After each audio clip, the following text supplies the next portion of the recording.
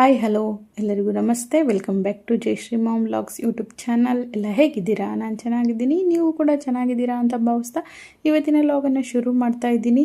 So ಇವತ್ತು ಪೂಜೆ ಎಲ್ಲ ಮಾಡಬೇಕು ಅಂತ ಹೇಳಿ ಎಲ್ಲ ಎತ್ಬಿಟ್ಟು ಎಲ್ಲ ನೀಟಾಗಿ ಪೂಜೆ ಮಾಡ್ತಾ ಇದ್ದೀನಿ. ಸೊ ಹಾಗೆ ನಾಳೆ ಹುಣ್ಣಿಮೆ ಇರೋದ್ರಿಂದ ಎಷ್ಟೊಂದು ಜನ ಕೇಳ್ತಾ ಇದ್ರಿ, ಮೇಡಮ್ ಹುಣ್ಣಿಮೆ ದಿನ ಏನಾದರೂ ಮಾಡಿದ್ರೆ ಒಳ್ಳೇದಾಗುತ್ತಾ? ಸೊ ಕೆಟ್ಟದೇನಾದರೂ ದೃಷ್ಟಿ ಇದ್ದರೆ ಅಥವಾ ಹಣಕಾಸಿನ ತೊಂದರೆ ಇದ್ದರೆ, ಮನೆಯಲ್ಲಿ ನೆಮ್ಮದಿ ಶಾಂತಿ ಇಲ್ಲ ಅಂದರೆ ಸೊ ಏನಾದರೂ ಮಾಡಿದ್ರೆ ಪರಿಹಾರ ಸಿಗುತ್ತಾ ಅಂತ ಹೇಳಿ ಎಷ್ಟು ಜನ ಕೇಳ್ತಾ ಇದ್ರಿ. ಸೊ ಹಾಗಾಗಿ ಅಂಥವ್ರಿಗೆಲ್ಲ ಈ ಒಂದು ವಿಡಿಯೋ ಅಂತಲೇ ಹೇಳ್ತೀನಿ. ಸೊ ವಿಡಿಯೋನ ಕೊನೆವರೆಗೂ ನೋಡಿ, ತುಂಬಾ ಯೂಸ್ಫುಲ್ ಆಗಿದೆ.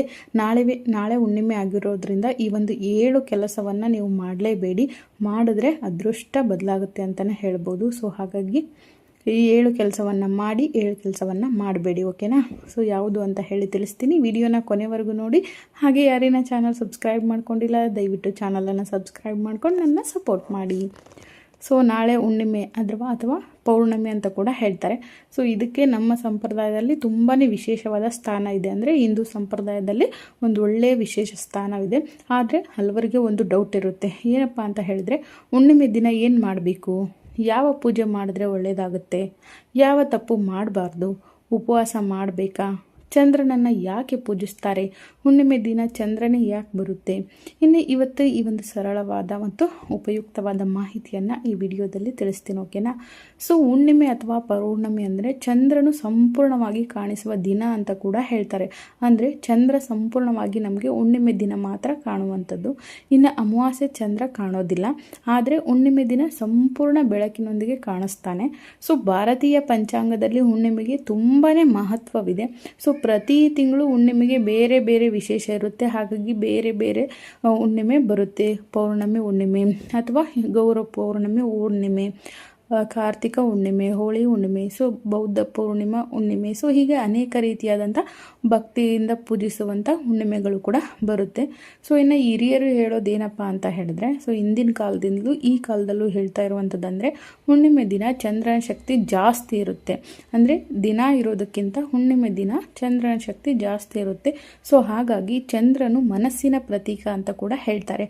ಹಾಗಾಗಿ ನಮ್ಮ ಮನಸ್ಸು ಶಾಂತಿ ಮತ್ತು ದಿನ ಪೂರ್ತಿ ಪಾಸಿಟಿವ್ ಎನರ್ಜಿ ಹೆಚ್ಚು ಇರುತ್ತೆ ಆವತ್ತಿನ ದಿನ ಅಂತ ಹೇಳಿ ನಂಬಿಕೆ ಇದೆ. ಸೊ ಕೆಲವರು ಹೇಳ್ತಾರೆ, ಕೆಲವರು ಮೆಡಿಟೇಷನ್ ಕೂಡ ಮಾಡ್ತಾರೆ, ಇನ್ನು ಕೆಲವರು ಹೇಳ್ತಾರೆ ದೇವಸ್ಥಾನಕ್ಕೆ ಹೋಗಬೇಕು ಒಳ್ಳೆಯದಾಗುತ್ತೆ ಅಂತ. ಸೊ ದೇವಸ್ಥಾನಕ್ಕೂ ಕೂಡ ಹೋಗ್ತಾರೆ. ಇನ್ನು ಹುಣ್ಣಿಮೆ ದಿನ ಮನೆಯಲ್ಲಿ ದೀಪ ಹಚ್ಚಿದ್ರೆ ಒಳ್ಳೆಯದು ಅಂತ ಕೂಡ ಹೇಳ್ತಾರೆ. ಇನ್ನು ವಿಶೇಷವಾಗಿ ಸಂಜೆ ಸಮಯದಲ್ಲಿ ದೇವರ ಪೂಜೆ ಮಾಡಿದ್ರೆ ಮನೆಯಲ್ಲಿ ಒಳ್ಳೆಯ ವಾತಾವರಣ ಇರುತ್ತೆ. ಸೊ ಅದೇ ರೀತಿ ಸಂಜೆಯಲ್ಲಿ ನೀವು ಪೂಜೆ ಮಾಡಿ ಹುಣ್ಣಿಮೆ ದಿನ. ಸೊ ಇನ್ನು ಬೆಳಗ್ಗೆ ಎದ್ದು ಸ್ನಾನ ಮಾಡಿ, ಮೊದಲನೇದಾಗಿ ಇದು ಮಾಡಿ. ಆಮೇಲೆ ಹುಣ್ಣಿಮೆ ದಿನ ಬೆಳಗ್ಗೆ ಎದ್ದ ತಕ್ಷಣ ಸ್ನಾನ ಮಾಡೋದು ತುಂಬಾ ಒಳ್ಳೆಯದು. ಅದಾದಮೇಲೆ ಎರಡನೇದಾಗಿ ಮನೆಯನ್ನು ಸ್ವಚ್ಛವಾಗಿ ನೀಟಾಗಿ ಇಡಿ. ಮನೆ ಸ್ವಚ್ಛವಾಗಿದ್ದರೆ ಪಾಸಿಟಿವ್ ಫೀಲಿಂಗ್ ಬರುತ್ತೆ. ಆದ್ದರಿಂದ ಹುಣ್ಣಿಮೆ ದಿನ ಮನೆ ಕ್ಲೀನ್ ಮಾಡಿ. ಸೊ ಇನ್ನು ಮೂರನೇದಾಗಿ ದೇವರ ಪೂಜೆ. ಸೊ ದೇವರ ಮುಂದೆ ದೀಪ ಹಚ್ಚಿ ಪೂಜೆ ಮಾಡಿ. ಲಕ್ಷ್ಮೀ ದೇವಿ, ವಿಷ್ಣು, ಶಿವ ಅಥವಾ ನಿಮ್ಮ ಇಷ್ಟ ದೇವರನ್ನು ಪೂಜಿಸಿ.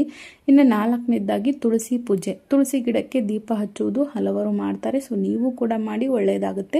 ಇನ್ನು ಚಂದ್ರ ದರ್ಶನ, ರಾತ್ರಿ ಚಂದ್ರನನ್ನು ನೋಡುವುದು ಹುಣ್ಣಿಮೆ ದಿನದ ಮುಖ್ಯ ಭಾಗ ಅಂತಲೇ ಹೇಳ್ತಾರೆ. ಹಾಗಾಗಿ ಚಂದ್ರನ ಬೆಳಕು ಮನಸ್ಸಿಗೆ ಶಾಂತಿ ಕೊಡುತ್ತದೆ ಅಂತ ಈಗಲೂ ಕೂಡ ನಂಬಿಕೆ ಇದೆ. ಹಾಗಾಗಿ ಹುಣ್ಣಿಮೆ ದಿನ ಚಂದ್ರನನ್ನು ನೋಡಿ ನಿಮ್ಮ ಒಂದು ಮ್ಯಾನಿಫೆಸ್ಟೇಷನ್ನ ಮಾಡ್ಕೊಳ್ಳಿ. ಸೊ ಇನ್ನು ಆರನೇದಾಗಿ ದಾನ ಧರ್ಮ. ಸೊ ಬಡವರಿಗೆ ಅನ್ನ, ಹಣ್ಣು ಅಥವಾ ಬಟ್ಟೆ ಕೊಟ್ಟರೆ ಪುಣ್ಯ ಸಿಗುತ್ತೆ ಅಂತ ಕೂಡ ಹಿರಿಯರು ಹೇಳ್ತಾರೆ. ಹಾಗಾಗಿ ನಿಮ್ಮ ಕೈಲಾದಷ್ಟು ಸಹಾಯವನ್ನು ಅವತ್ತಿನ ದಿನ ಮಾಡಿ. ಇನ್ನು ಹುಣ್ಣಿಮೆ ದಿನ ಉಪವಾಸ ಮಾಡುವಂಥದ್ದು ಒಳ್ಳೆಯದಂತ ಹೇಳ್ತಾರೆ. ಕೆಲವರು ಹುಣ್ಣಿಮೆ ದಿನ ಉಪವಾಸ ಕೂಡ ಮಾಡ್ತಾರೆ, ಆದರೆ ಎಲ್ಲರೂ ಕೂಡ ಮಾಡಲೇಬೇಕು ಅಂತ ಏನು ನಿಯಮ ಇಲ್ಲ. ಆದರೆ ಆರೋಗ್ಯ ಚೆನ್ನಾಗಿದ್ದರೆ ಮಾತ್ರ ಉಪವಾಸ ಮಾಡಬೇಕು. ಹಣ್ಣು, ಹಾಲು ಅಥವಾ ಲಘು ಆಹಾರ ಏನು ಬೇಕು ನಿಮಗೆ ಬಾಡಿಗೆ, ಅದನ್ನು ತಗೊಂಡು ನೀವು ಉಪವಾಸ ಮಾಡೋದು ಒಳ್ಳೆಯದು. ಉಪವಾಸ ಇದ್ರೇ ದೇವರು ಒಲಿತಾನ ಅನ್ನೋದು ಪ್ರಶ್ನೆ, ಬಟ್ ಅದಕ್ಕೆ ಉತ್ತರ ಇಲ್ಲ. ಯಾಕಂದರೆ ಅವರವರ ಮನಸ್ಥಿತಿಗೆ ತಕ್ಕಂತೆ ಅವರು ಮಾಡ್ತಾರೆ. ಉಪವಾಸನೇ ಮಾಡಿ ಪೂಜೆ ಮಾಡಬೇಕು ಅಂತ ಇಲ್ಲ, ಅಥವಾ ಉಪವಾಸ ಮಾಡದೇನೂ ಮಾಡಬಹುದು. ನಿಮಗೆ ಇಷ್ಟ ಯಾವ ಥರ ಆ ಥರ ಮಾಡಿ, ಓಕೆನಾ? ಸೊ ಉಪವಾಸ ಮಾಡಿದ್ರೆ ಒಳ್ಳೆಯದು ಅಷ್ಟೇ. ಇನ್ನು ಹುಣ್ಣಿಮೆ ದಿನ ತಪ್ಪಿಸ್ಬೇಕಾದಂಥದ್ದು. ಅಂದರೆ ಈ ಒಂದು 7 ಕೆಲಸವನ್ನು ನೀವು ಮಾಡಲೇಬಾರ್ದಂಥದ್ದು. ಏನು ಅವಾಯ್ಡ್ ಮಾಡಬೇಕು ಹುಣ್ಣಿಮೆ ದಿನ ಅಂತ ಹೇಳಿದ್ರೆ, ಯಾವುದೇ ರೀತಿಯಾಗಿ ಜಗಳ ಆಡಬಾರ್ದು ಮನೆಯಲ್ಲಿ, ಓಕೆನಾ. ಸೊ ಶಾಂತಿ, ನೆಮ್ಮದಿ, ಸೊ ನಿಮಗೆ ಬೇಕು, ನೆಲೆಸಬೇಕು, ಹಣಕಾಸಿನ ತೊಂದರೆ ಆಗಬಾರ್ದು ಅಂತ ಹೇಳಿದ್ರೆ ಹುಣ್ಣಿಮೆ ದಿನ ಯಾವುದೇ ರೀತಿಯಾಗಿ ನೀವು ಜಗಳ ಆಡಬಾರ್ದು. ಯಾಕಂದರೆ ಹುಣ್ಣಿಮೆ ದಿನ ಚಂದ್ರ ಪೂರ್ಣವಾಗಿ ನಮಗೆ ಕಾಣೋದ್ರಿಂದ, ಪೂರ್ಣವಾಗಿ ಚಂದ್ರನ ಒಂದು ಬೆಳಕು ನಮ್ಮ ಮನೆಗೆ ಬೀಳೋದ್ರಿಂದ ಯಾವುದೇ ರೀತಿಯಾಗಿ ನೆಗೆಟಿವ್ ಆಗಿ ಅದು ಪರಿಣಮಿಸಬಾರ್ದು ಅಂತ ಹೇಳಿ ಜಗಳ ಆಡಬಾರ್ದು, ಮತ್ತು ಕೆಟ್ಟ ಮಾತಾಡಬಾರ್ದು, ಹಾಗೆ ಕೋಪ ಹೆಚ್ಚು ಮಾಡ್ಕೊಳ್ಬಾರ್ದು, ಮತ್ತು ಮನೆಯನ್ನು ಶುಚಿಯಾಗಿ ಇರಬೇಕು ಅಂತ ಹೇಳ್ತಾರೆ. ಹಾಗೆ ದಿನಪೂರ್ತಿ ಶಾಂತಿ ಮತ್ತು ಒಳ್ಳೆಯ ಮನಸ್ಸಿಂದ ಇರೋದು ಮುಖ್ಯ ಅಂತ ಕೂಡ ಹೇಳ್ತಾರೆ. ಸೊ ಇದು ವೈಜ್ಞಾನಿಕವಾಗಿ ಆಗಲಿ ಅಥವಾ ಹಿಂದೂ ಸಂಪ್ರದಾಯದ ಪ್ರಕಾರ ಇಷ್ಟು ಮಾಡೋದು ಒಳ್ಳೆಯದು.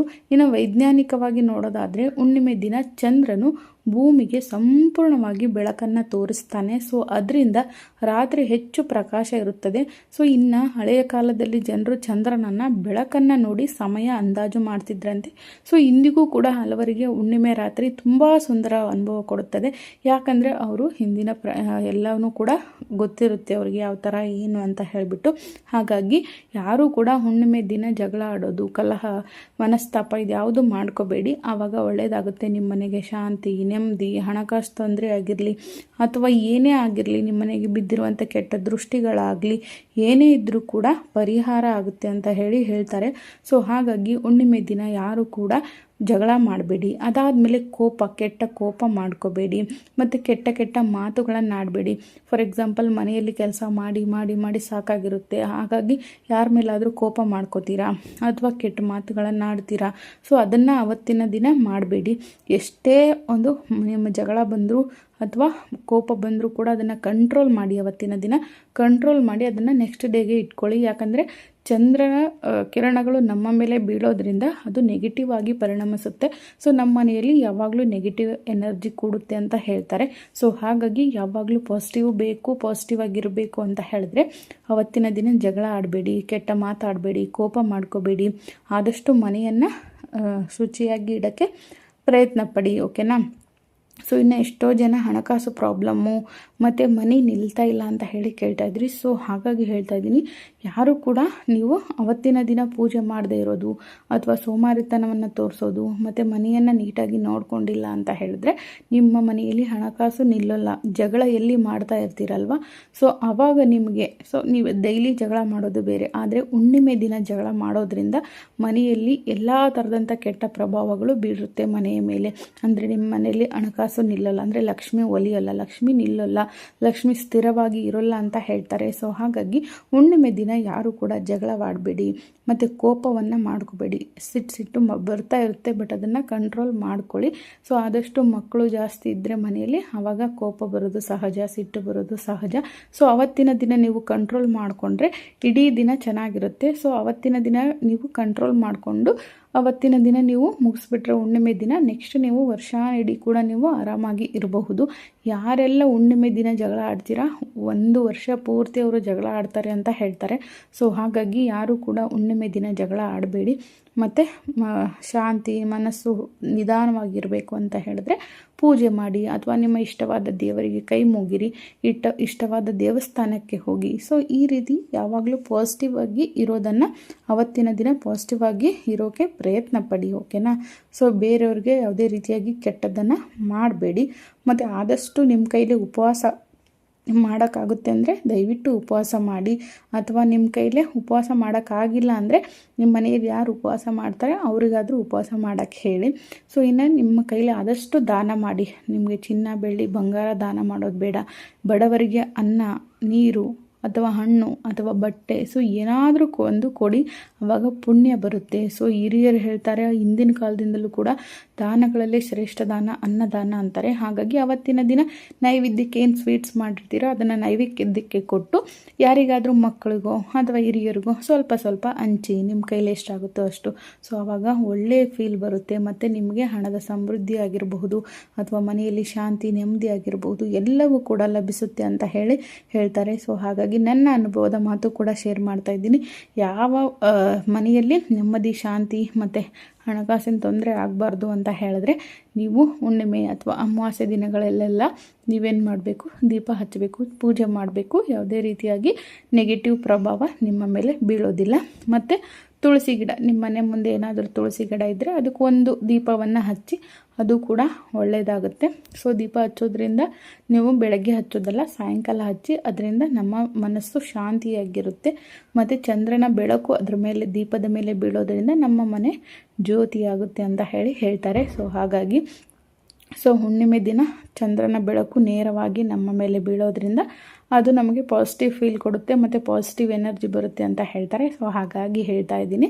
ಸೊ ನೀವು ಕೂಡ ಅವತ್ತಿನ ದಿನ ಒಳ್ಳೆಯದು ಕೆಲಸ ಕಾರ್ಯಗಳನ್ನು ಮಾಡಿ ಅಂತ ಹೇಳ್ತಾ, ಸೊ ಇವತ್ತಿನ ಹುಣ್ಣಿಮೆದ ವಿಶೇಷ ದಿನ ಇದಾಗಿತ್ತು. ಸೊ ನಾಳೆ ಹುಣ್ಣಿಮೆ ಇರೋದ್ರಿಂದ ನಿಮ್ಮ ಮನೆಯಲ್ಲಿ ಯಾವ ಥರ ಪೂಜೆ ಮಾಡ್ತೀರಾ ಅಂತ ಹೇಳಿ ಕಮೆಂಟ್ ಮಾಡಿ. ಸೊ ಈ ಒಂದು ಇನ್ಫಾರ್ಮೇಟಿವ್ ವಿಡಿಯೋ ನಿಮ್ಗೆ ಇಷ್ಟ ಆಗಿದ್ದರೆ ದಯವಿಟ್ಟು ವಿಡಿಯೋವನ್ನು ಲೈಕ್ ಮಾಡಿ, ಆದಷ್ಟು ಫ್ರೆಂಡ್ಸ್, ಫ್ಯಾಮಿಲಿ ಎಲ್ಲರಿಗೂ ಕೂಡ ಶೇರ್ ಮಾಡಿ. ಹಾಗೆ ಯಾರೆಲ್ಲ ಹುಣ್ಣಿಮೆ ದಿನ ಈ ಒಂದು ತಪ್ಪುಗಳನ್ನು ಮಾಡ್ತಾ ಇದ್ದೀರಾ ದಯವಿಟ್ಟು ಸರಿ ಮಾಡ್ಕೊಳ್ಳಿ. ಹಾಗೆ ಸಬ್ಸ್ಕ್ರೈಬ್ ಮಾಡೋದನ್ನು ಮಾತ್ರ ಮರಿಬೇಡಿ. ಸಿಗ್ತೀನಿ ನೆಕ್ಸ್ಟ್ ವಿಡಿಯೋದಲ್ಲಿ. ಅಲ್ಲಿವರೆಗೂ ಅಂಟಿಲ್ ಟೇಕ್ ಕೇರ್, ಬಾಯ್.